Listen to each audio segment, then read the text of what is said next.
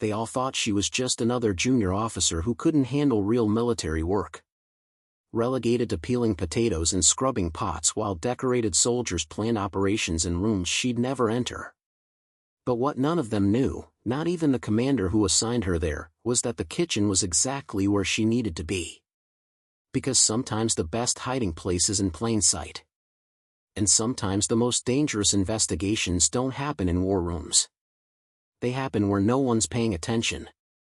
This is the story of how one woman turned humiliation into her greatest weapon. Before we continue, let us know where you're watching from. If you're enjoying this, don't miss out, subscribe now for more. The kitchen of Naval Station Bergen smelled like industrial detergent in yesterday's stew. Irene Hill stood at the enormous steel sink, her hands submerged in scalding water, scrubbing at a pot that seemed determined to retain every molecule of burnt gravy. Around her, the kitchen staff moved with practiced efficiency, their conversations a mix of Norwegian and English, punctuated by the clang of metal and the hiss of steam. She'd been here for 3 weeks now, and every day felt like a test of her patience. At 26, with a degree in military intelligence and 2 years of field experience in counterintelligence operations, Irene had never imagined she'd be spending her days in an apron, her hair tied back in a regulation bun, her hands wrinkled from constant exposure to hot water. "Hill, when you're done with that pot, the walk-in freezer needs organizing," called out Mrs. Bergstrom, the head cook. She was a formidable woman in her 50s, with arms like tree trunks and a no-nonsense attitude that reminded Irene of her grandmother back in Prague. "Yes, ma'am," Irene replied, her accent carrying the soft edges of her Czech upbringing, though her English was flawless. She'd worked hard to perfect it during her years at the military academy. The other kitchen workers largely ignored her. To them, she was just another disappointment, another young officer who'd failed to meet the standards of real military service and had been shuffled off to support duties. They didn't know that her assignment here was anything but a punishment.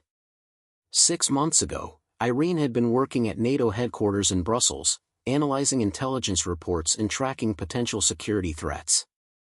She'd been good at her job, good enough that when whispers began circulating about possible corruption at Naval Station Bergen, her superiors had pulled her aside for a private conversation.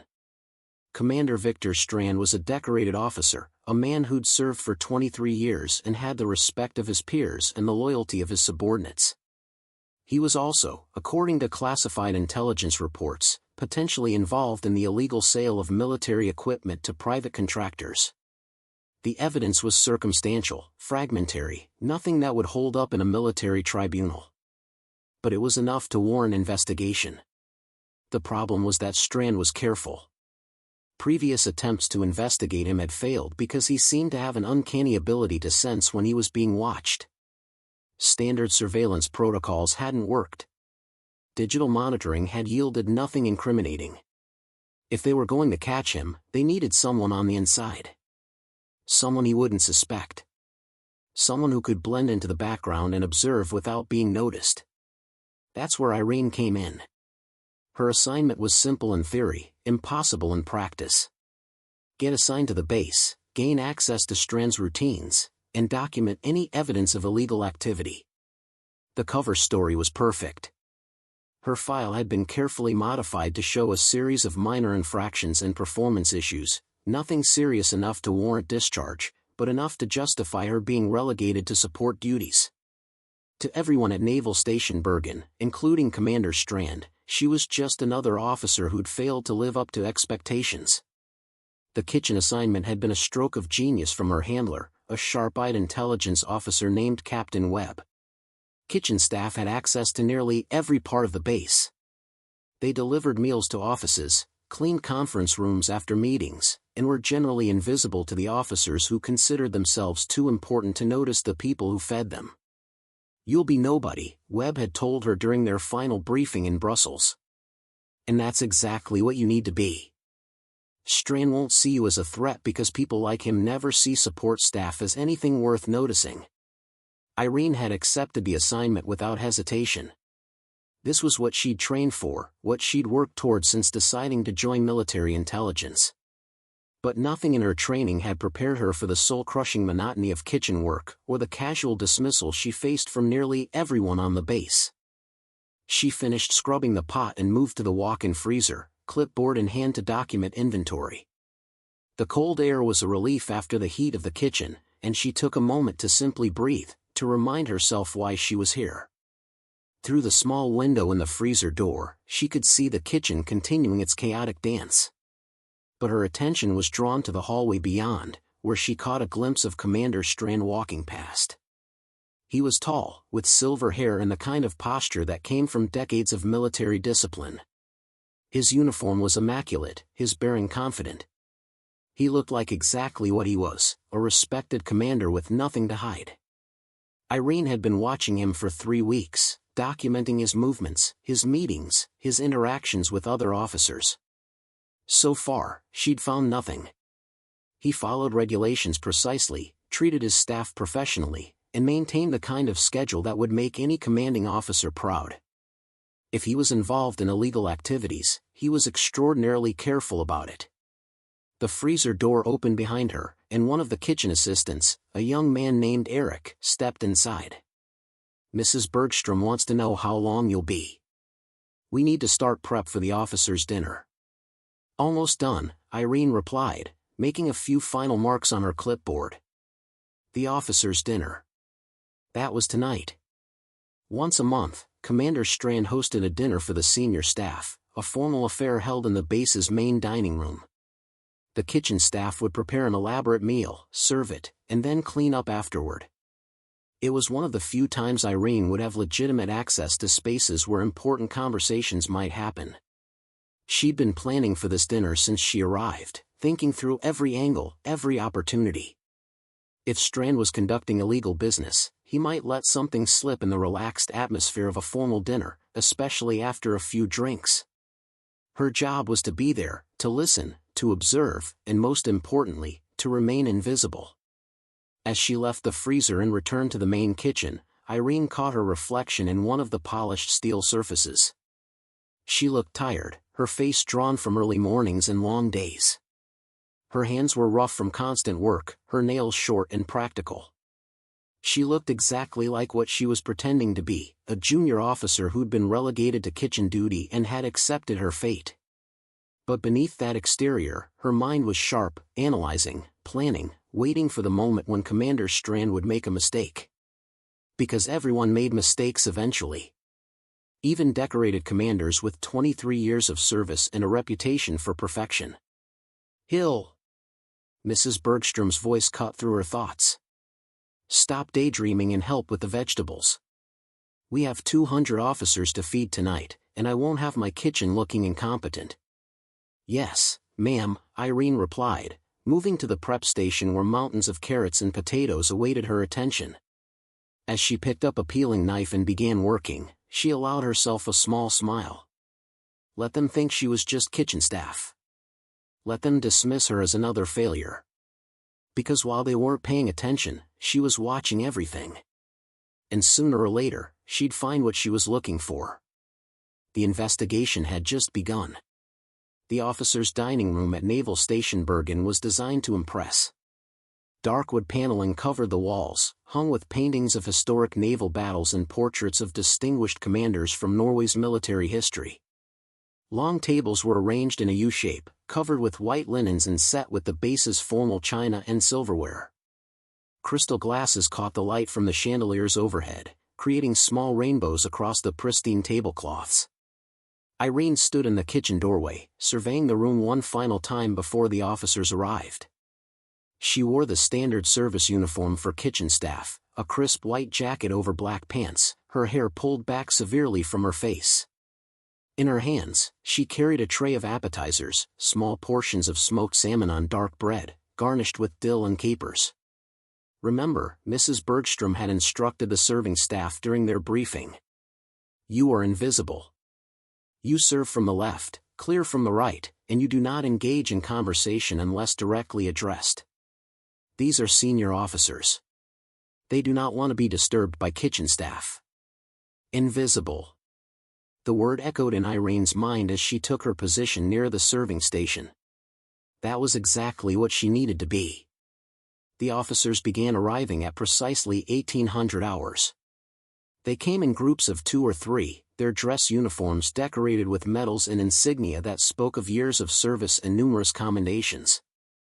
Their conversations were relaxed but professional, touching on topics ranging from recent NATO exercises to personnel evaluations to the upcoming inspection by visiting admirals.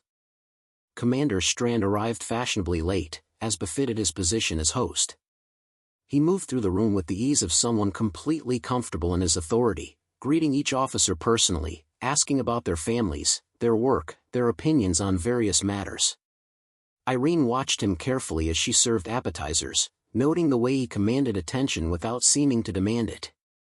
"Ah, Lieutenant Johansson," Strand said to a younger officer near where Irene was serving.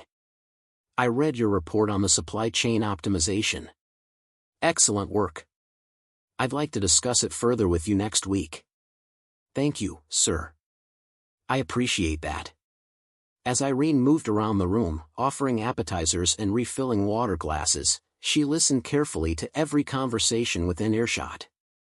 Most of it was routine military business, discussions of schedules and protocols and the mundane details that kept a naval base functioning.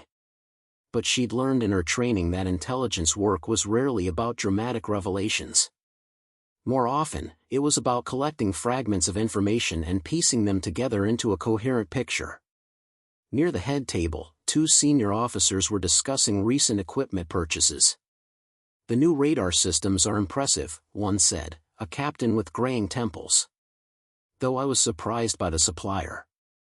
I thought we had a contract with the German firm." "Last-minute change," his companion replied. Strand said the Norwegian supplier offered better terms. Irene filed that away as she moved past. Equipment purchases, supplier changes. It could be nothing. It could be everything. She needed more information. The formal dinner began with Commander Strand giving a brief welcome speech. He spoke about the importance of cooperation, the strength of the Norwegian military, and the bonds forged through shared service. His words were well chosen and delivered with genuine warmth. Watching him, Irene found it difficult to imagine him as the corrupt officer her superiors suspected him to be. He seemed exactly like what he appeared to be, a dedicated commander who cared about his people and his mission. But she'd been in intelligence long enough to know that appearances could be deceiving. The best criminals were often the most charming, the most seemingly trustworthy. As the main course was served, a beautiful preparation of roasted lamb with root vegetables, Irene found herself serving the table directly adjacent to Commander Strand's. From this position, she could hear his conversation clearly while maintaining the invisible presence expected of kitchen staff. "The inspection next month concerns me," Strand was saying to the officer on his right. "Admiral Larsen has a reputation for thoroughness. We need to ensure everything is in perfect order." "The equipment logs are all up to date," the other officer replied. "I reviewed them personally this morning." "Excellent. And the inventory audit?" "Scheduled for next week. Though honestly, Victor, I can't imagine we'll find any discrepancies. Your administrative procedures are the tightest I've seen." Strand smiled, but Irene thought she detected something beneath it, a flicker of tension perhaps. Or maybe she was seeing what she wanted to see, finding suspicion where there was only normal command stress. She moved away to retrieve the next course, her mind working through what she'd heard. An upcoming inspection by an admiral. Equipment logs. Inventory audit. If Strand was involved in illegal equipment sales, an inspection would be dangerous for him. He'd need to ensure everything appeared legitimate. Back in the kitchen, Mrs. Bergstrom was orchestrating the dessert service with military precision. "The chocolate torte must be plated perfectly," she instructed. "This reflects on the entire base, not just our kitchen." Irene helped with the plating, creating elegant presentations of dark chocolate torte with raspberry coulis and fresh cream. As she worked, her mind continued analyzing everything she'd observed during the dinner. 3 weeks of investigation, and she had nothing concrete. Fragmentary conversations about equipment and suppliers. Normal administrative concerns about an upcoming inspection. A commander who seemed genuinely dedicated to his duties. Either Strand was innocent, or he was far more careful than anyone had anticipated. When she returned to the dining room with dessert, she found the atmosphere had relaxed considerably. Wine had been flowing throughout the meal, and the officers' conversations had grown more casual, more personal. This was when people made mistakes, when the careful barriers of professional conduct began to slip. Irene served dessert to a table near the back of the room, where two officers were discussing weekend plans. But her attention was focused on Commander Strand, who had moved away from the main table and was standing near one of the windows, engaged in what appeared to be a private conversation with a civilian she didn't recognize. The civilian was well dressed in an expensive suit, his demeanor confident and professional. He wasn't speaking loudly, and Irene couldn't hear the conversation from her position. But something about the interaction felt significant.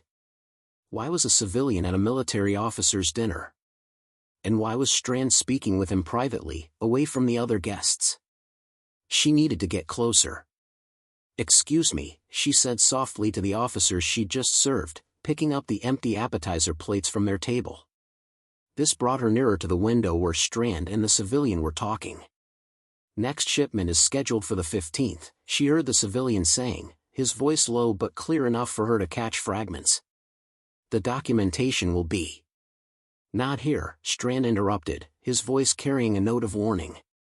He glanced around the room, and for a brief moment, his eyes passed over Irene. But she was just kitchen staff, invisible, beneath notice. His gaze moved on without pausing.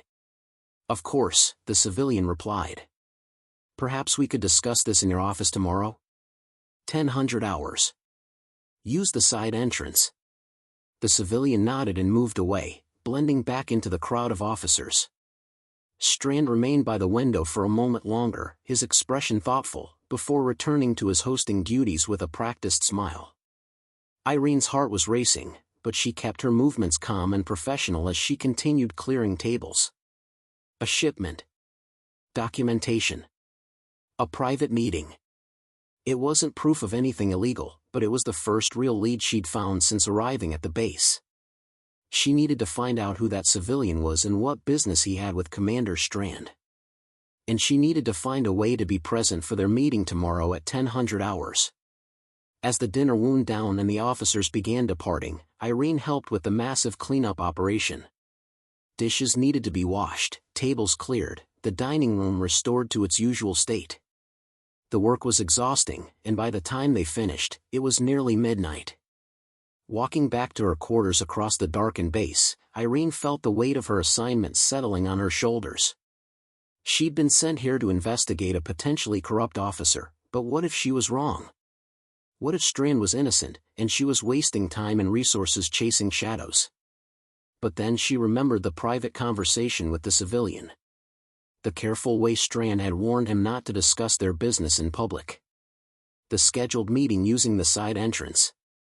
No. Something was happening here. She just needed to figure out what it was. In her quarters, a small room with a single bed and a desk, Irene opened her laptop and began writing her daily report for Captain Webb. She described the dinner, the conversations she'd overheard, the mysterious civilian, the scheduled meeting. She didn't draw conclusions. That wasn't her job.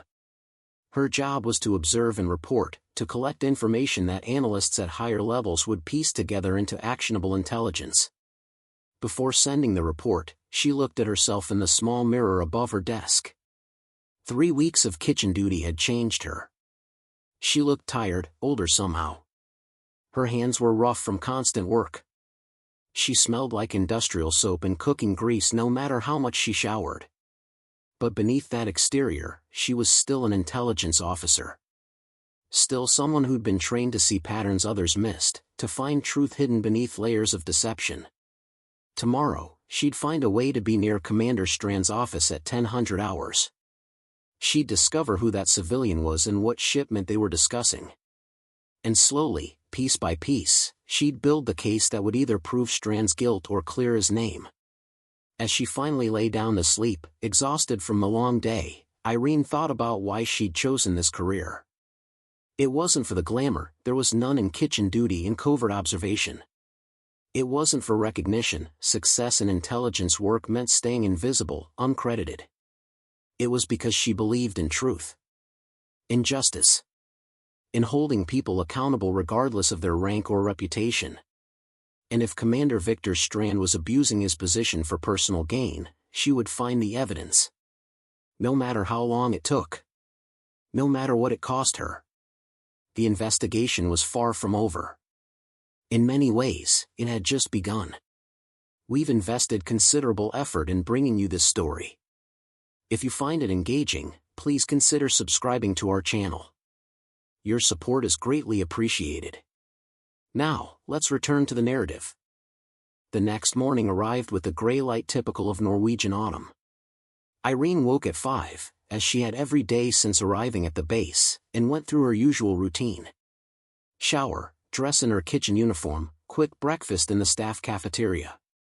To anyone watching, she was just another kitchen worker preparing for another day of mundane duties. But today was different. Today, she needed to position herself near Commander Strand's office at 10:00 hours without arousing suspicion. The kitchen morning shift began at 6. Mrs. Bergstrom greeted the staff with her usual efficiency, distributing assignments for the day. Hill, you'll be on meal delivery this morning. The officers' quarters need breakfast service, and then you'll handle the lunch deliveries to the administrative offices. Perfect. Irene felt a surge of satisfaction but kept her expression neutral. Yes, ma'am. Administrative offices. That meant she'd have legitimate reason to be in the building where Strand's office was located. She wouldn't need to manufacture an excuse or risk being caught somewhere she shouldn't be. The breakfast delivery went smoothly. Irene pushed a cart through the officers' quarters, delivering trays to rooms, exchanging brief pleasantries with those who bothered to acknowledge her presence. Most didn't. To them, she was part of the furniture, no more noteworthy than the walls or the carpet. By 9:30, she was preparing the lunch deliveries. Sandwiches, fruit, bottled water, all arranged neatly on trays for the administrative staff who often ate at their desks. She loaded everything onto her cart and began the journey across the base to the main administrative building. The building was 3 stories of utilitarian concrete and glass, housing the offices that kept Naval Station Bergen functioning. Personnel records, logistics coordination, command staff offices, all concentrated in this single structure. Commander Strand's office was on the 3rd floor, a corner suite that reflected his senior position. Irene began her deliveries on the 1st floor, working her way methodically through the offices. Each delivery took only a minute or two, just long enough to drop off a tray and exchange a few words with whoever was working there. She kept track of the time obsessively. 9:45. 9:50. 9:55. At 9:58, she reached the 3rd floor. Strand's office was at the end of the corridor, but she couldn't go directly there without a legitimate reason. Instead, she began delivering lunches to the other offices on the floor, working her way gradually closer to her target. At exactly 10:00 hours, as she was delivering a tray to the office next to Strand's, she heard voices in the corridor. She glanced up through the office doorway and saw the civilian from last night's dinner walking down the hall. He moved with the confidence of someone who knew exactly where he was going, and he carried a leather briefcase that looked expensive and well-worn. The civilian didn't knock on Strand's door.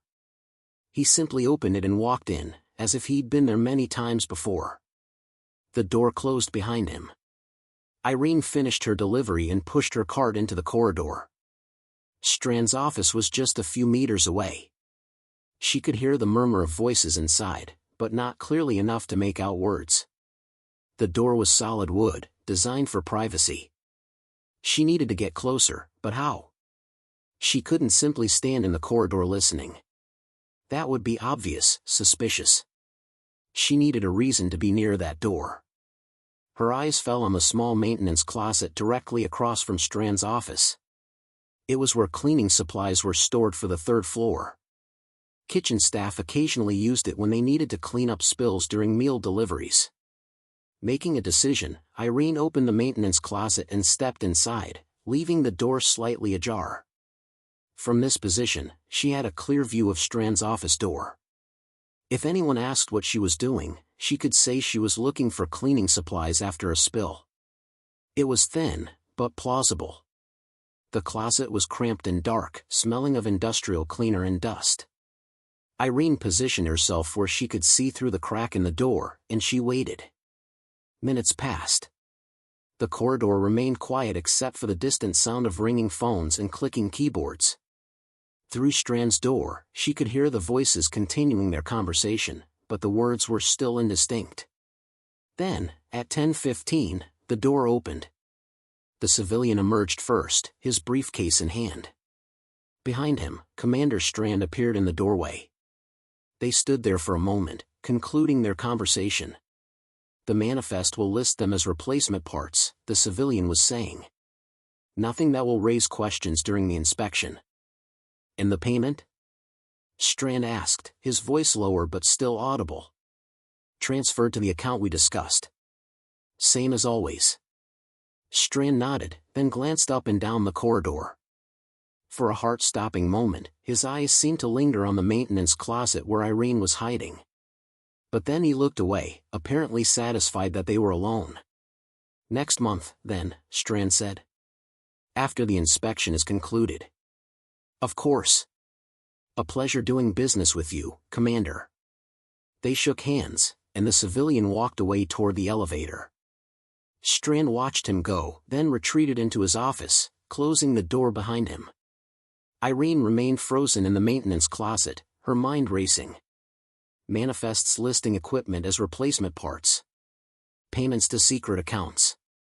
Business transactions conducted in private, away from official channels. This was it. This was the evidence she'd been searching for. Not complete, not conclusive yet, but enough to prove that something illegal was happening. She waited another 5 minutes to ensure both men were gone, then emerged from the closet and returned to her lunch deliveries as if nothing had happened. Her hands were shaking slightly as she pushed the cart, but she forced herself to maintain her composure. Tonight, she would write a detailed report for Captain Webb. She would describe everything she'd seen and heard. And then, together, they would decide on the next steps. The investigation had just become very real. Irene's report to Captain Webb that evening was the most detailed she'd written since arriving at the base. She described the civilian, the overheard conversation, the references to manifests and secret payments. She didn't speculate about what it all meant, but the implications were clear. Commander Strand appeared to be involved in some kind of illegal transaction involving military equipment. Webb's response came 12 hours later, encrypted and brief: "Good work. Identify the civilian. We need a name. Continue observation but maintain cover. Do not take unnecessary risks." Identifying the civilian would be challenging. He wasn't military personnel, so he wouldn't appear in the base directory. He had access to the building, which meant he was either a contractor or someone with official business on the base. But beyond that, Irene had little to go on. She decided to start with the base's visitor logs. All civilians entering Naval Station Bergen were required to sign in at the main gate, showing identification and stating their business. If the civilian had visited yesterday, his name would be in the log. The problem was accessing those logs. They were kept by the base security office, not somewhere a kitchen worker would have legitimate business. She needed an excuse. The opportunity came 2 days later when Mrs. Bergstrom assigned her to coordinate a special meal for a visiting delegation. "We're hosting representatives from the Ministry of Defense next week," the head cook explained. "They'll need security clearances arranged. I need you to work with the security office to ensure our catering staff can access the necessary areas." It was exactly the opening Irene needed. The base security office was located near the main gate, a squat concrete building that looked like it had been designed to withstand artillery fire. Inside, the atmosphere was professional and slightly paranoid, as security offices always were. Cameras monitored every angle, and armed guards stood at intervals along the corridors. Irene presented herself at the front desk, explaining her assignment regarding the ministerial visit. The clerk, a young woman with sharp eyes and a no-nonsense demeanor, pulled up the necessary forms on her computer. You'll need to submit the names of all catering staff at least 72 hours in advance, the clerk explained. They'll go through background checks before being issued temporary access badges. Understood, Irene replied, making notes on her clipboard. As the clerk printed forms for her, Irene glanced casually around the office. On a desk near the window, she could see a monitor displaying what looked like visitor log entries. Is there anything else? The clerk asked. Actually, Irene said, maintaining an apologetic tone, we had a civilian visitor at the officers' dinner 2 nights ago. I think he might have left a jacket in the dining room, but I don't know how to contact him. Would your visitor log show contact information? The clerk's expression became guarded. Our logs are not public information. Of course, I understand. It's just that this jacket is quite expensive, and I'd hate for it to be lost. The visitor was meeting with Commander Strand, if that helps. The mention of Strand's name seemed to relax the clerk slightly. What did this visitor look like? Irene described the civilian from the dinner, being as detailed as possible without seeming overly interested. The clerk turned to her computer and typed for a moment. We had several civilian visitors that day. Was this man in his 50s, approximately 180 centimeters tall? Yes, that sounds right. That would be Mr. Henriksen. He's a regular visitor here, works for a private contracting firm that supplies equipment to the base. The clerk wrote down a name on a piece of paper. Here's the company name. You can contact them directly about the jacket. Thank you so much, Irene said, taking the paper. I really appreciate your help. As she left the security office, Irene felt a surge of triumph. She had a name, Henriksen. And she knew he worked for a contracting firm that supplied equipment to the base. This was exactly the kind of connection that suggested possible illegal activity. Back in her quarters that evening, Irene researched the company. It was called Nordic Defense Solutions, a private firm that specialized in military equipment and supplies. Their website was professional and vague, listing various contracts with European military forces but providing few specific details. What was interesting was that Nordic Defense Solutions wasn't listed among the base's official suppliers. Irene had access to procurement records as part of her kitchen duties, since she regularly ordered food supplies. The major equipment contractors were all well-known international firms. Nordic Defense Solutions didn't appear anywhere in the official documentation. This meant Henriksen's visits were either personal in nature, or they involved transactions that weren't going through official channels. Given what she'd overheard about manifests and secret payments, the latter seemed far more likely. Irene wrote another detailed report for Webb, including Henriksen's name and the company information. She also noted that Nordic Defense Solutions wasn't among the official suppliers, suggesting that any transactions between them and Commander Strand were potentially unauthorized. Webb's response came quickly this time. Excellent work. We're investigating Henriksen and his company. Meanwhile, focus on the upcoming inspection.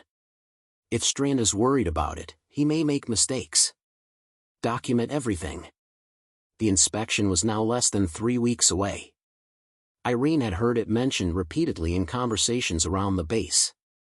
Admiral Larson, the inspector, had a reputation for thoroughness and an almost supernatural ability to find irregularities. If there was anything wrong at Naval Station Bergen, he would find it. Unless, of course, Commander Strand managed to hide it first. Over the following days, Irene noticed increased activity in the administrative offices. Officers worked late hours, reviewing documents and conducting inventory checks. Equipment manifests were being updated and verified. Everything was being prepared for the Admiral's scrutiny. And through it all, Irene watched and listened, collecting fragments of information that might prove crucial. She was no longer just kitchen staff relegated to menial duties. She was an intelligence officer conducting an investigation that could expose corruption at the highest levels of Naval Station Bergen. The question was whether she would find enough evidence before Strand realized he was being watched. Because despite all her careful observation, Irene had a growing sense that something was about to change. That the investigation was approaching a critical point where everything would either come together or fall apart. She just didn't know which it would be. The inspection was now 10 days away, and the tension at Naval Station Bergen was palpable. Officers moved through their duties with the rigid precision of people who knew they were about to be judged. Paperwork that had languished for weeks was suddenly completed with urgent efficiency. Equipment that had been deemed acceptable was now being cleaned, repaired, or replaced entirely. Irene observed all of this from her position in the kitchen, serving meals and delivering supplies while keeping her eyes and ears open for anything that might advance her investigation. But what she found most interesting wasn't the frantic preparation. It was Commander Strand's increasing calm. While everyone else at the base seemed stressed about the upcoming inspection, Strand moved through his days with serene confidence. He attended meetings, reviewed reports, and conducted his duties with the same steady composure he always displayed. To Irene, this suggested one of two things: either he was genuinely confident that everything was in order, or he'd already taken steps to hide whatever illegal activities he'd been conducting. She suspected the latter. 1 week before the inspection, Mrs. Bergstrom called a special meeting of the kitchen staff. "Admiral Larson will be here for 3 days," she announced. "During that time, we will provide meals of the highest quality. This is our opportunity to demonstrate that Naval Station Bergen maintains excellent standards in every area, including food service." The other kitchen workers nodded seriously. For them, this was about professional pride. For Irene, it was an opportunity. If she was preparing and serving the Admiral's meals, she would have access to areas and conversations that might prove crucial to her investigation. "Hill," Mrs. Bergstrom said, turning to her. "You will be assigned to the Admiral's personal meal service. You've proven yourself reliable and discreet. I need someone who won't make mistakes or draw attention." "Thank you, ma'am," Irene replied, keeping her expression neutral even as excitement surged through her. This was better than she could have hoped for. Serving the Admiral meant she would be present during his meetings with Commander Strand, potentially hearing conversations that could expose the truth. That evening, she reported this development to Captain Webb. His response was immediate and clear: "This is your best chance to gather evidence. The inspection will force Strand to interact directly with someone outside his control. He may reveal something. Be ready to document everything, but remember, your cover is paramount.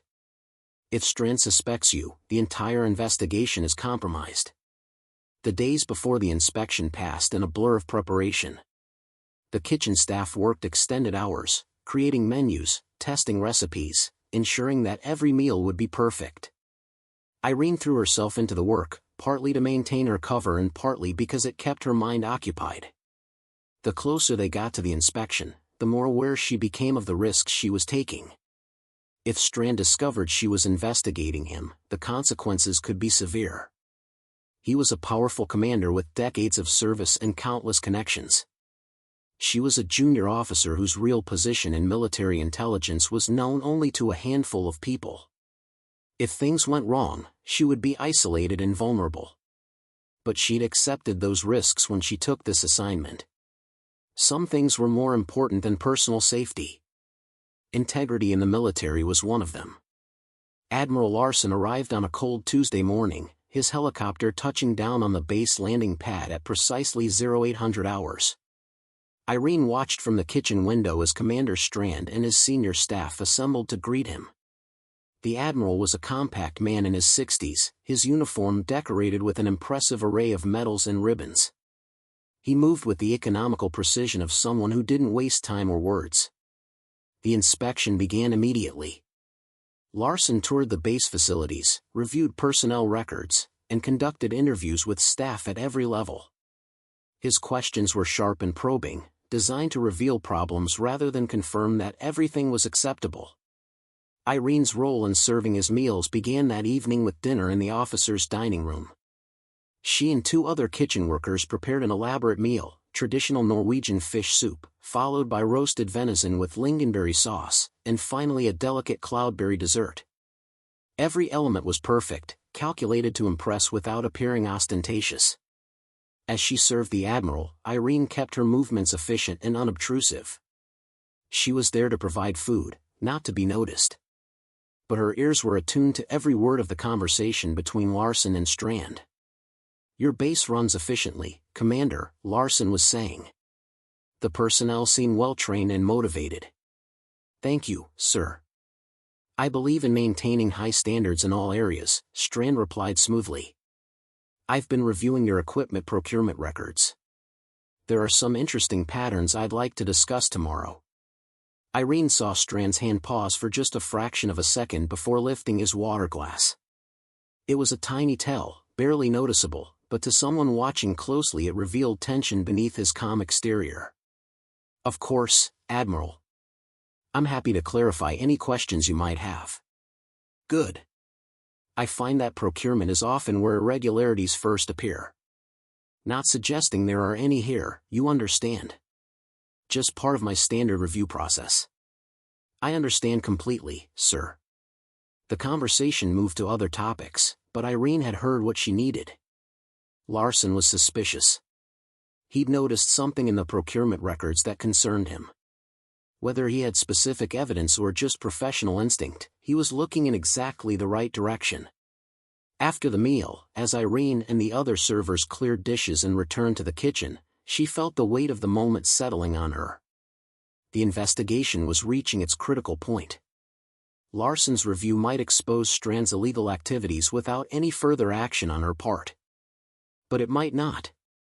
If Strand had been as careful as she suspected, he might have covered his tracks well enough to pass even a thorough inspection. In which case, the evidence she'd been gathering, the fragments of overheard conversations and suspicious meetings, might be the only thing that could prove his guilt. That night, Irene wrote her most detailed report yet, describing everything she'd observed during the Admiral's first day on the base. She described Strand's moment of tension when procurement was mentioned. She noted that Larsen seemed to be focusing his investigation in exactly the areas where illegal activity would most likely occur. Webb's response came an hour later: "Stand by. The inspection may force Strand's hand. If he's guilty, he'll need to act soon to protect himself. Watch for anything unusual. Any deviation from his normal routine could be significant." Irene read the message 3 times, then deleted it according to protocol. She lay in her narrow bed, staring at the ceiling, her mind racing through possibilities. What would Strand do if he felt threatened? Would he destroy evidence? Would he try to shift blame to someone else? Would he simply continue his confident facade and hope that his careful planning was sufficient? Outside her window, the Norwegian night was dark and cold. Somewhere in this base, Commander Strand was probably lying awake too, thinking through his options, planning his next move. And somewhere in between them, an admiral was reviewing records and asking questions, getting closer to truth that had been hidden for far too long. The next 2 days would determine everything. The second day of the inspection began with an early morning meeting between Admiral Larsen and Commander Strand in the base's main conference room.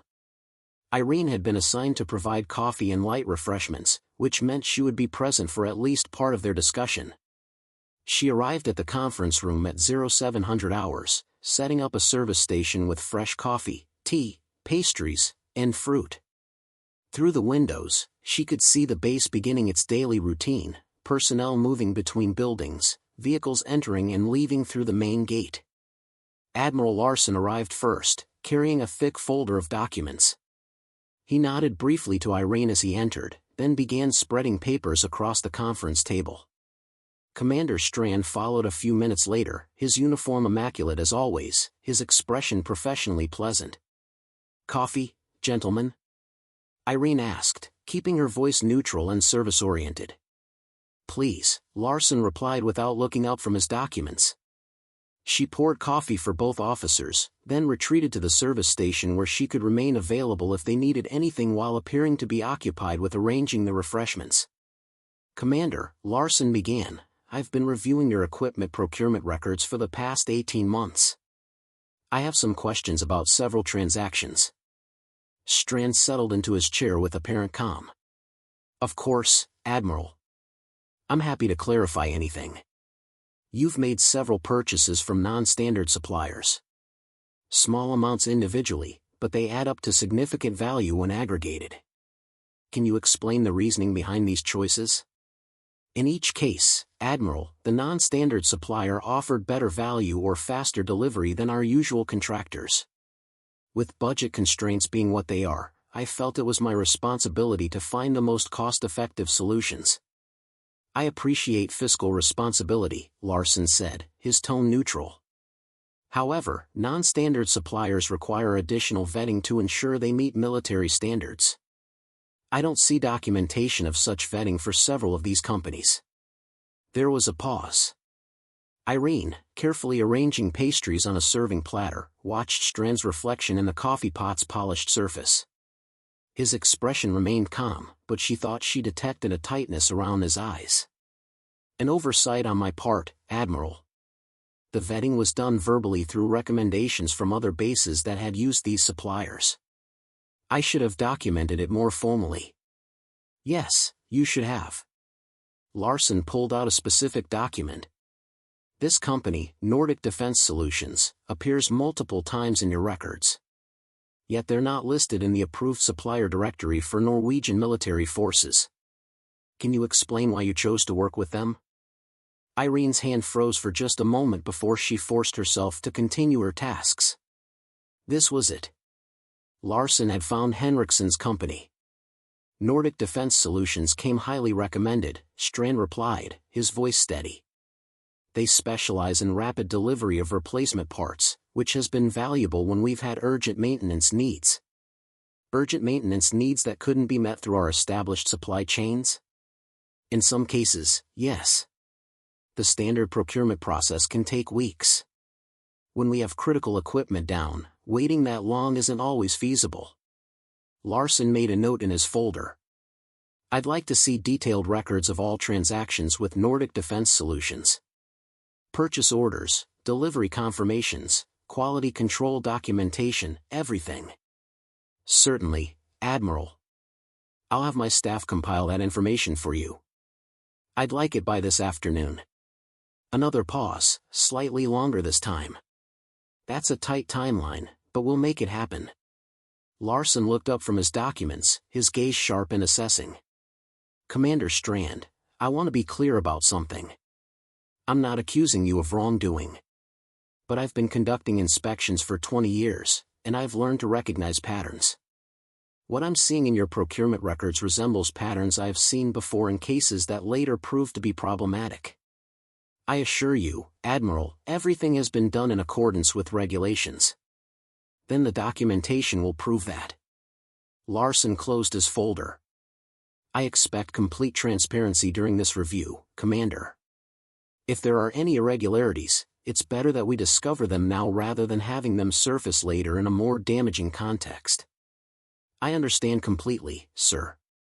The meeting concluded, and both officers departed, leaving Irene alone in the conference room. She waited a full minute to ensure they were gone, then allowed herself to exhale slowly. Her hands were shaking slightly as she began cleaning up the coffee service. Larson suspected something. He'd identified the same company Irene had flagged in her reports. And now he was demanding documentation that might not exist, or that might reveal illegal transactions if it did exist. Strand was in trouble. The question was what he would do about it. Irene needed to get this information to Captain Webb immediately. But she had to be careful. The base was on high alert during the inspection, with increased security and more people paying attention to details that might normally go unnoticed. She finished her work in the conference room and returned to the kitchen, going through her normal routine while her mind raced. She had a small window during her afternoon break when she could use her secure laptop to send an encrypted message. But before she could get to that break, something unexpected happened. At 1100 hours, as Irene was preparing lunch deliveries, one of the administrative assistants rushed into the kitchen looking for Mrs. Bergstrom. There's been an incident, the assistant said breathlessly. Commander Strand needs immediate assistance with cleaning his office. Something spilled, documents everywhere. He specifically requested kitchen staff to help with the cleanup. Mrs. Bergstrom immediately pointed to Irene. Hill, you go. You're efficient and discreet. Take cleaning supplies and help the commander. As Irene gathered supplies and headed toward the administrative building, a cold realization settled over her. This wasn't about a spill. This was Strand destroying evidence before Admiral Larson could review it. And she was about to walk directly into the middle of it. Irene's heart pounded as she climbed the stairs to the third floor, carrying her bucket of cleaning supplies. Every instinct told her this was a critical moment, that whatever she found in Commander Strand's office would be significant. But she had to maintain her cover, had to appear as nothing more than a kitchen worker responding to a cleaning request. The corridor outside Strand's office was empty. She knocked on the door, and his voice called out, "Enter." The office was in chaos. Papers were scattered across the floor, file folders lay open on every surface, and there was indeed a spill, a coffee cup overturned on the desk with dark liquid spreading across documents. But Irene's trained eye immediately saw that the disorder was too perfect, too comprehensive. This wasn't an accident. This was systematic destruction disguised as mishap. "Thank you for coming so quickly," Strand said, his voice carrying a tension she'd never heard before. He was gathering papers from the floor, stuffing them into a briefcase. "Clumsy of me. I'll need you to clean up the coffee and dispose of any damaged documents." "Of course, sir," Irene replied, setting down her supplies and pulling on rubber gloves. As she began mopping up the coffee spill, she watched Strand from the corner of her eye. He was moving through his office with barely controlled urgency, selecting specific files and documents, separating them into different piles. Some went into his briefcase. Others went into a burn bag, the special container used for disposing of classified materials. "Sir, should I collect the papers on the floor?" she asked, maintaining her deferential tone. "No, I'll handle those. Just focus on the liquid cleanup." But as Irene worked, she positioned herself to get glimpses of the documents Strand was handling. Most were procurement records, purchase orders, inventory manifests. She caught sight of one document that made her pulse quicken, an invoice from Nordic Defense Solutions, marked with handwritten notes in the margins. Strand suddenly turned, catching her looking in his direction. For a moment, their eyes met, and Irene saw something in his expression that chilled her. Suspicion. Calculation. The look of a man wondering if he'd made a mistake. "Hill, isn't it?" he said slowly. "Yes, sir." "Specialist Hill. You've been at this base for about a month now?" "Nearly 5 weeks, sir." He studied her for a moment longer, then seemed to dismiss whatever suspicion had crossed his mind. "You do good work. Thorough. Detail-oriented." "Thank you, sir." "Detail-oriented people notice things," he continued, his voice casual but his eyes sharp. "They see patterns, connections. It's a valuable quality in some roles. In others, it can be problematic." Irene kept her expression neutral, but her mind was racing. Was this a warning? Did he suspect her true purpose here? "I just try to do my job well, sir," she replied. "Of course." Strand returned to his document sorting, but the atmosphere in the office had changed. The tension was thicker now, charged with unspoken understanding. Irene finished cleaning the desk and began collecting the damaged papers that were clearly unsalvageable. As she dropped them into her trash bag, she memorized everything she could. Document numbers, dates, supplier names. It wasn't much, but intelligence work was built on fragments pieced together over time. "That's sufficient," Strand said abruptly. "Thank you for your assistance. You're dismissed." "Yes, sir." Irene gathered her supplies and moved toward the door. "Hill," Strand called as she reached for the handle. She turned back. "Yes, sir." "Remember what I said about detail-oriented people. Sometimes noticing too much can be dangerous. It's important to know when to look away." The threat was unmistakable, though carefully phrased to maintain deniability. Irene met his gaze steadily. "I understand, sir. I focus on my assigned duties." She left the office, pulling the door closed behind her. As soon as she was in the corridor, she allowed herself a moment to lean against the wall, her legs suddenly weak. Strand suspected something. Maybe not the full truth, but enough to be worried. She needed to get the information she'd gathered to Captain Webb immediately. And she needed to be more careful than ever. The investigation had just become significantly more dangerous. As she returned to the kitchen, disposing of the trash and cleaning supplies, Irene's mind worked through the implications. Strand was destroying evidence before Admiral Larson could review it. That suggested guilt, but it also meant the physical proof of his crimes might disappear before it could be documented. Unless she could find a way to preserve it. That afternoon, during her scheduled break, Irene retreated to her quarters and composed an urgent message to Webb. She described the scene in Strand's office, the systematic destruction of documents, the veiled threat. She listed every detail she'd been able to memorize from the papers she'd seen. Webb's response came within 20 minutes, "Situation is critical. Strand knows or suspects something. Maintain cover at all costs. We're expediting the investigation timeline. Support will arrive within 48 hours. Until then, observe but do not take unnecessary risks. Your safety is priority." 48 hours. 2 more days of pretending to be nothing more than kitchen staff while Commander Strand potentially destroyed the evidence they needed to prosecute him.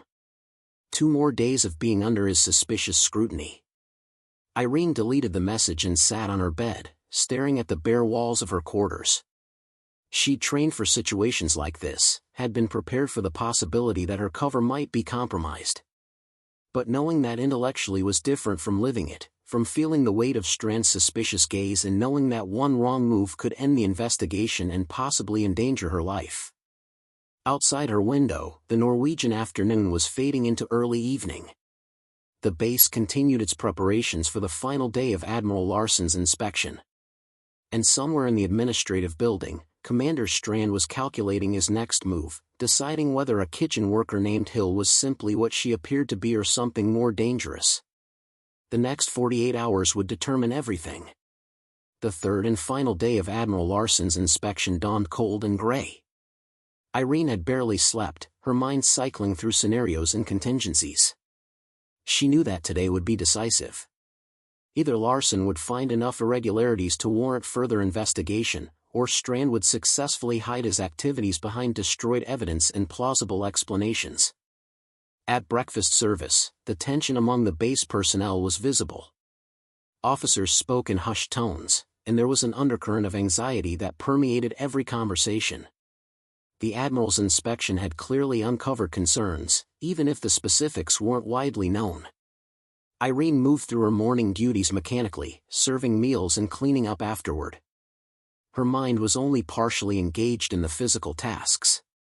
The rest of her awareness was focused on watching for any sign of what was happening with the investigation.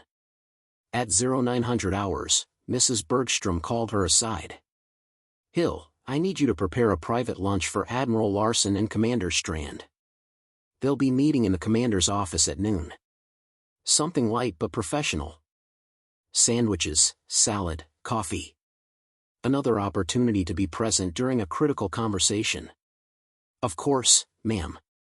I'll prepare everything personally." The next 2 hours passed slowly as Irene prepared the meal with meticulous care. Every sandwich was perfect, every element of the salad precisely arranged. This might be her last chance to hear something that could prove decisive in the investigation. At 11:45, she loaded the meal onto a cart and made her way to the administrative building. The third-floor corridor was quiet, almost unnaturally so. She knocked on Strand's door and heard his voice call out permission to enter. The office had been completely reorganized since yesterday. All evidence of the chaos was gone. The desk was neat, files were properly stored, and everything projected an image of perfect military order. Only someone who'd seen the frantic document destruction would know what had been here before. "Thank you, Hill," Strand said, watching her set up the lunch service. His tone was professional, but she felt his attention on her, assessing and suspicious. Admiral Larson arrived moments later, his expression grave. He nodded to Irene as she poured coffee, then waited until she stepped back to the service area before beginning. "Commander, I've completed my review of the documentation you provided yesterday," Larson said without preamble. "I have significant concerns." Strand's face remained composed, but Irene saw his jaw tighten slightly. "What concerns, Admiral?" "The records for Nordic Defense Solutions are incomplete. Purchase orders without corresponding delivery confirmations. Payments made through irregular channels. And most troubling, several pieces of equipment listed as purchased from this company don't appear in your current inventory." "Admiral, I can explain each of those discrepancies." "I'm sure you can. The question is whether your explanations will be satisfactory." Larson pulled out a folder. "I've contacted Nordic Defense Solutions directly. They have no record of several of the transactions you've documented. Either your records are wrong, or theirs are. Either way, something isn't right." Irene, arranging napkins at the service station, felt her pulse quicken. Larson had done independent verification. He wasn't relying solely on Strand's documentation. "There may have been administrative errors in how the transactions were recorded," Strand said carefully. "Administrative errors that coincidentally make it appear that equipment was purchased when it wasn't? Or that equipment was purchased but never arrived?" "Commander, I've been doing this long enough to recognize patterns. What I'm seeing here looks like possible equipment diversion." The accusation hung in the air like smoke. Equipment diversion, the illegal sale of military equipment to unauthorized buyers, was a serious offense that could result in court-martial and imprisonment. "Admiral, I assure you that's not what's happening here." "Then help me understand what is happening." "Because right now, the evidence suggests that equipment supposedly purchased for this base has disappeared. And the company you claim to have purchased it from has no record of the transactions." Strand leaned back in his chair, and for the first time, Irene saw his composure crack slightly. "Admiral, might I suggest we continue this conversation in a more private setting? Without support staff present?" Both men turned to look at Irene. She kept her expression neutral, continuing her task of organizing the service area as if she hadn't been listening to every word. "Hill, you're dismissed," Larson said. "We'll serve ourselves." "Yes, sir." Irene collected her cart and left the office, pulling the door closed behind her. As soon as she was in the corridor, she moved quickly to the maintenance closet across the hall, the same one she'd used before. She slipped inside and positioned herself where she could hear if voices were raised or if anything dramatic happened. For several minutes, there was only muffled conversation. Then suddenly, she heard Strand's voice, louder and more forceful than before. "This is a misunderstanding that can be cleared up. I've served for 23 years without incident. My record speaks for itself. Your record is part of why this is so troubling, Commander. Someone with your experience should know better than to create this kind of documentation irregularity. Admiral, I'm requesting that we postpone any conclusions until I can conduct a thorough review of all records. There may be explanations that aren't immediately apparent. I've already drawn my conclusions, Commander. Pending a full investigation, I'm recommending that you be temporarily relieved of procurement authority. All future equipment purchases will require approval from higher command." There was a long pause. Then Strand's voice came again, quieter now but with an edge of steel. "That's a serious step, Admiral. It will damage my reputation even if I'm ultimately cleared. That's unfortunate but necessary. When there are questions about the proper handling of military resources, we have to act decisively." Irene heard movement inside the office, the sound of chairs scraping against the floor. The meeting was ending. She quickly exited the maintenance closet and moved down the corridor, her cart rolling ahead of her as if she'd just finished another routine delivery. Behind her, Strand's office door opened. She didn't look back, but she could feel eyes on her retreating form. Whether it was Larson or Strand watching her leave, she couldn't tell. Back in the kitchen, Irene helped with lunch preparations while her mind processed what she'd heard. Larson had effectively ended Strand's control over equipment procurement. He'd found enough irregularities to warrant serious concern, even without complete proof of illegal activity. But would it be enough? Strand was being restricted, not arrested. He still had his command, his rank, his influence. And he'd already destroyed significant evidence that might have proven his crimes conclusively. That afternoon, Irene sent another report to Webb, detailing everything she'd overheard. This time, his response came with additional information. Investigation team arrives tomorrow morning. Your role is nearly complete. Maintain cover for 24 more hours. Prepare to provide formal testimony once team arrives. 24 hours. One more day of being kitchen staff Hill. One more day of pretending she hadn't been watching Commander Strand, documenting his actions, building a case that might finally expose the corruption he'd hidden for so long. As evening approached and Irene completed her final duties for the day, she allowed herself a moment of cautious hope. They were close now. So close to proving what Strand had done. The question was whether they'd cross the finish line in time, or whether Strand's head start in destroying evidence would allow him to escape justice. Tomorrow would provide the answer. The investigation team arrived at Naval Station Bergen at 0700 hours, 3 officers from Military Police Criminal Investigations Division. Irene watched from the kitchen window as they emerged from their vehicle and were escorted directly to the base commander's office. Their presence sent ripples of speculation through the base personnel. An admiral's inspection was routine. Military police investigators were not. Mrs. Bergstrom noticed the commotion and turned to her staff. Whatever's happening with the command structure, it doesn't affect us. We have meals to prepare and service to maintain. Back to work, all of you. But maintaining focus was difficult when Irene knew that the investigation she'd been conducting in secret was now becoming official. Everything she'd observed, every conversation she'd overheard, every piece of evidence she'd documented was about to be validated or dismissed. At 0900 hours, an MP lieutenant appeared at the kitchen door and asked for Specialist Hill. Mrs. Bergstrom looked confused but directed Irene to follow the officer. "What's this about?" the head cook asked, her protective instincts for her staff suddenly visible. "Just routine questions, ma'am," the lieutenant replied. "She'll be returned to duty shortly."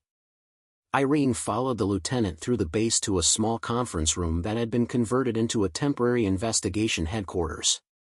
Inside, she found Captain Webb, her handler from military intelligence, along with 2 of the criminal investigators. "Close the door," Webb said. Then, for the first time since she'd arrived at the base, he addressed her by her real assignment.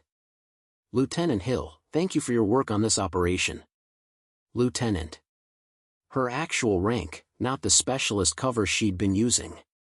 Hearing it spoken aloud felt strange after weeks of being treated as junior enlisted staff. "Sir," she acknowledged. Webb gestured to the other officers. "This is Major Christensen and Captain Svensson from Criminal Investigations.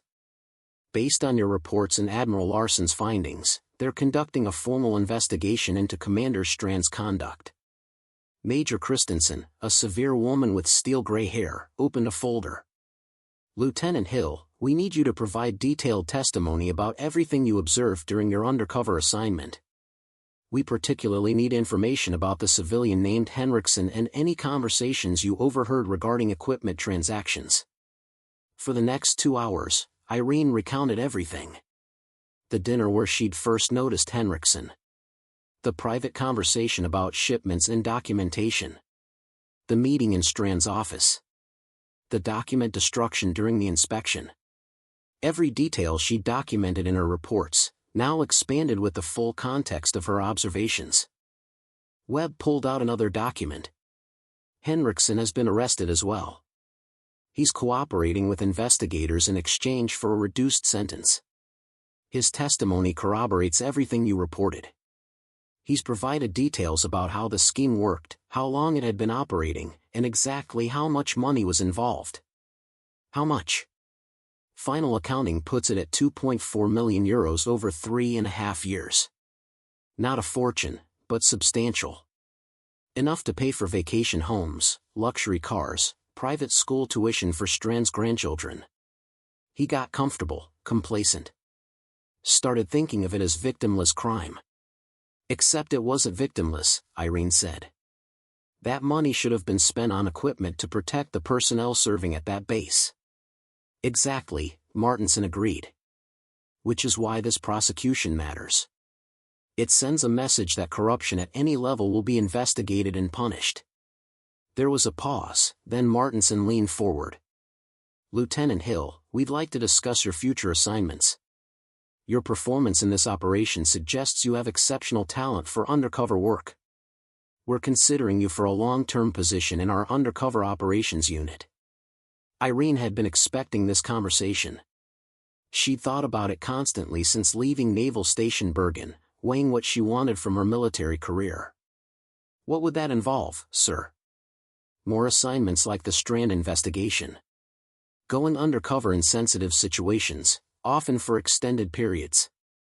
Sometimes in military settings, sometimes in civilian contexts where military connections intersect with potential threats or corruption. It's difficult work, demanding work. You'd be living a double life more often than not. And if I decline? Then you'd continue in standard intelligence analysis roles. Important work, necessary work, but different from what you've just experienced. Irene looked out the window at the Brussels skyline, thinking about those weeks in the kitchen at Naval Station Bergen. The isolation, the dismissal, the constant need to maintain her cover while gathering evidence. It had been exhausting and often demoralizing. But it had also been vital. She'd exposed corruption that might have continued indefinitely. She'd held a powerful officer accountable for betraying his duty. She'd proven that careful observation and patience could achieve what direct confrontation couldn't. I'd like to continue undercover work, she said finally. With one condition. Martinson raised an eyebrow. What condition? That I'm assigned to cases that matter. I don't want to waste time on minor infractions or political vendettas. If I'm going to do this work, if I'm going to live double lives and maintain difficult covers, it needs to be for investigations that genuinely protect military integrity. Webb smiled slightly. That's exactly the kind of thinking we want in our operatives, Lieutenant. Then I accept, sir. Martinson extended his hand across the table. Welcome to the Undercover Operations Unit, Lieutenant Hill. Your next assignment briefing is scheduled for 2 weeks from now. Until then, take some leave. Visit family. Reconnect with your actual identity before you have to assume another cover. As the meeting concluded and Irene left the conference room, she felt a sense of purpose settling over her. This was what she was meant to do. Not the glamorous espionage of movies and novels, but the patient, methodical work of investigating corruption from the inside. She thought about Commander Strand, about how he dismissed her as insignificant right up until the moment she revealed who she really was. That would be the pattern of her career now, being underestimated, overlooked, dismissed. And using that invisibility as her greatest weapon. Some people thought kitchen duty was punishment. Irene had proven it could be the perfect cover for bringing down criminals who thought they were untouchable. And she was just getting started. 6 months after Commander Strand's arrest, Irene stood in a military courtroom in Oslo, waiting to give her testimony. The trial had been delayed twice due to legal maneuvering from Strand's defense team, but finally, the moment had arrived. Strand sat at the defense table in his dress uniform, stripped of insignia per court-martial protocol. He looked older than she remembered, the confident commander replaced by a man facing the destruction of everything he'd built over 23 years of service. When Irene was called to the witness stand, she walked forward with steady steps. She wore her service uniform with her lieutenant's insignia, no longer hiding who she was or what she'd accomplished. The prosecutor, a sharp major named Anderson, began with establishing questions. Please state your name and position for the record. Lieutenant Irene Hill, Military Intelligence, Undercover Operations Unit. And what was your assignment at Naval Station Bergen from September through November of last year? I was assigned to conduct covert investigation into suspected equipment procurement fraud by Commander Victor Strand.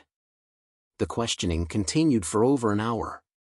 Irene described her cover as kitchen staff, the access it provided, the conversations she'd overheard. She recounted the dinner where she first saw Henriksen, the private meeting about manifests and payments, the document destruction during Admiral Larsson's inspection. Strand's defense attorney, a civilian lawyer with an aggressive reputation, attempted to discredit her testimony during cross-examination. "Lieutenant Hill, isn't it true that you were eavesdropping on private conversations without authorization?" "I was conducting authorized surveillance as part of an official investigation." "By hiding in closets and pretending to be someone you weren't?" "By using standard intelligence gathering techniques approved by my superiors and necessary given the circumstances." "And yet you have no recordings, no photographs, just your word about what you claim to have heard." "I have detailed contemporaneous reports corroborated by physical evidence, forensic accounting, and testimony from Mr. Henriksen, who has confirmed the illegal nature of his transactions with Commander Strand." The lawyer tried several more approaches, but Irene's testimony held firm. She documented everything carefully, had made no assumptions beyond what the evidence supported, and her account was consistent with all other evidence presented at trial. After 3 days of testimony from various witnesses, the military tribunal retired to deliberate. Irene wasn't present for the verdict, having returned to Brussels for her next assignment briefing. But Captain Webb called her when the decision came through. "Guilty on all counts," he said without preamble. "Strand has been sentenced to 8 years in military prison, dishonorable discharge, and forfeiture of all pension and benefits." Irene felt a wave of satisfaction mixed with sadness. Justice had been served, but at the cost of a career that had once been honorable. How did he react? According to the court reporter, he maintained his composure. But his family was devastated. His wife, his children, they all believed he was innocent until the very end. That was often the hardest part of these cases. The collateral damage to families who'd built their lives around someone who turned out to be corrupt. But the alternative, allowing corruption to continue unchecked, was worse. "Thank you for letting me know, sir. You should be proud, Lieutenant. This conviction sends a clear message that military corruption will not be tolerated, regardless of rank or years of service." After the call ended, Irene sat at her desk and thought about everything that had led to this moment. Her decision to join military intelligence, the rigorous training, the assignment to Naval Station Bergen.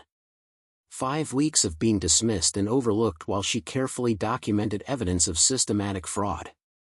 She thought about Mrs. Bergstrom and the kitchen staff who'd treated her as one of their own, never knowing she was there to investigate their commander. She thought about the other officers who'd dismissed her as inadequate for real military work, never realizing she was doing exactly the kind of work that kept the military honest. Her phone buzzed with a new message from Colonel Martinson: "Next assignment briefing tomorrow, 0900 hours. Similar profile to the Strand operation but different context. Are you ready?" Irene smiled and typed her response: "Ready, sir." This was her career now. Going undercover in situations where corruption hid behind rank and reputation. Being dismissed and underestimated while she gathered the evidence to expose wrongdoing. It wasn't glamorous, wasn't easy, but it was essential. Commander Strand had made a fundamental mistake. He'd assumed that someone assigned to kitchen duty was beneath his notice, too insignificant to pose any threat. He'd dismissed her based on her apparent position rather than considering who she might actually be. It was a mistake others would make too. And Irene would be there to document their crimes, one undercover operation at a time. She closed her laptop and looked out at the Brussels evening, thinking about tomorrow's briefing and whatever challenge it would bring. Somewhere, another corrupt officer was abusing their position, thinking they were too careful or too powerful to be caught. They were wrong. Because military intelligence had operatives like Lieutenant Irene Hill, people willing to accept temporary humiliation and dismissal in service of a larger purpose. People who understood that sometimes the best investigations happened in kitchens and maintenance closets, conducted by those the corrupt never thought to watch. Commander Strand had assigned her to kitchen duty, thinking it was where she belonged. He never imagined she was there to investigate him. It was the last mistake he would make as a free man. And it was a lesson Irene would carry forward into every future assignment: Never underestimate someone based on where they're assigned. Because sometimes the person peeling potatoes is actually the one who will bring your entire world crashing down. Justice didn't always come from courtrooms and dramatic confrontations. Sometimes it came from patient observation, careful documentation, and the determination to see truth revealed no matter how long it took. Irene had learned that lesson well. And she was ready to teach it to the next corrupt officer who thought they were above accountability. The investigation was complete. But her career in exposing military corruption was just beginning. Up next, you've got 2 more standout stories right on your screen. If this one hit the mark, you won't want to pass these up. Just click and check them out. And don't forget to subscribe and turn on the notification bell so you don't miss any upload from us.